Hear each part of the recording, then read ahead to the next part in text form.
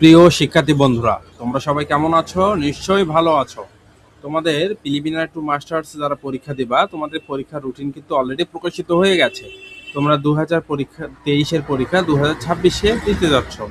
তোমাদের চিন্তা করার কিছু নেই, কেননা শুধুমাত্র রাষ্ট্রবিজ্ঞান ডিপার্টমেন্টের আমি সাজেশনগুলো প্রোভাইড করে থাকি। তোমরা জানো যে অনার্স এবং প্রিলিমিনারি এবং মাস্টার্সের সাজেশনগুলো আমি দিয়ে থাকি।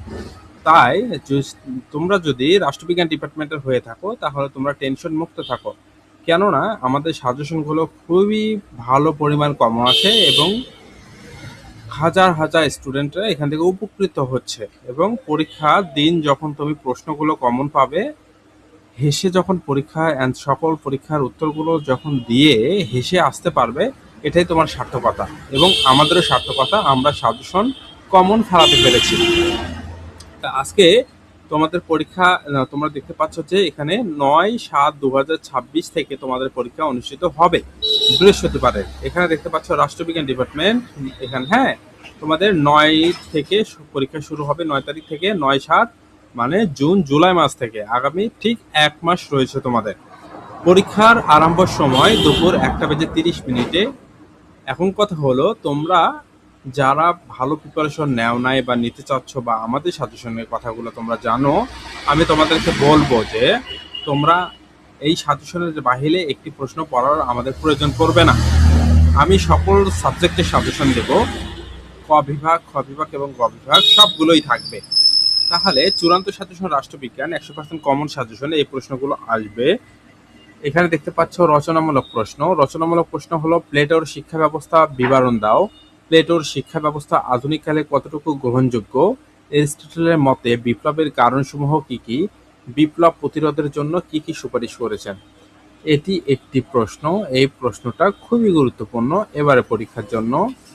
এরিস্টটল দাস প্রথাকে সমর্থন করেনি কেন? তুমি কি তার সঙ্গে একমত? আলোচনা করো। এবং 3 নম্বর প্রশ্নটি দেখতে পাচ্ছ, মানব প্রকৃতি ও প্রকৃতির রাজ্য সম্পর্কে টমাস হবসের ধারণা ব্যাখ্যা করো এবং রুশোর সাধারণ ইচ্ছা তত্ত্বটি আলোচনা করো। তোমরা অল সাবজেক্টে পিডিএফ সাজেশন পেতে, ঠিক আছে, আমাদের 01740157705 এই নাম্বারে যোগাযোগ করবা। আমাদের সাথে এইটার সাথে প্রশ্ন এবং প্রশ্নের উত্তরগুলো থাকবে। তোমরা বিভিন্ন জায়গায় চাকরিতে কর্মরত রয়েছো, কেউ হাউস ওয়াইফ রয়েছো, তোমরা তো অনেকে বইই কিনে নাই। তাই আমি তোমাদেরকে উদ্দেশ্য করে আমি কিছুদিন যাবত আমি প্রশ্নের উত্তরগুলো পিডিএফ দিয়ে দিচ্ছি। তা এই পিডিএফগুলো সামান্য একটা জাস্ট ফি দিতে হবে, তাহলে তুমি এগুলো নিতে পারবা। তার জন্য অবশ্যই হোয়াটসঅ্যাপ নাম্বারে যোগাযোগ করবা, কেননা তুমি কার কাছ থেকে সাজেশন নিচ্ছ, সাজেশনগুলো অ্যাকুরেটলি কমন পড়ছে কিনা এটা যুক্তি দিতে হবে। ঠিক আছে, অনেকেই সাজেশন প্রোভাইড করে, অনেকেই দিতে পারে সাজেশন, কিন্তু কথা হলো তুমি কেমন পরীক্ষা দিচ্ছ, তোমার পরীক্ষার জন্য উপযোগী হচ্ছে কিনা, শর্ট হচ্ছে কিনা। কারণ অনেকে লং সাজেশন দেয়, একবার 30টা 40টা প্রশ্ন। সো এতগুলো প্রশ্ন তো আমরা দিব না। আমরা দেবো তোমাদেরকে 10 থেকে 12টা করে প্রশ্ন। সাধারণত 10-12টার মধ্যেই থাকে আমাদের প্রশ্ন তোমাদের পরীক্ষার জন্য কমন পাবা, এবং এগুলোই উত্তর লিখে আসবা এবং উত্তরগুলো খুব স্মার্টলি আমাদের পিডিএফ ফাইলে সাজানো আছে। ধন্যবাদ সবাইকে, ভালো থাকবা, সুস্থ থাকবা।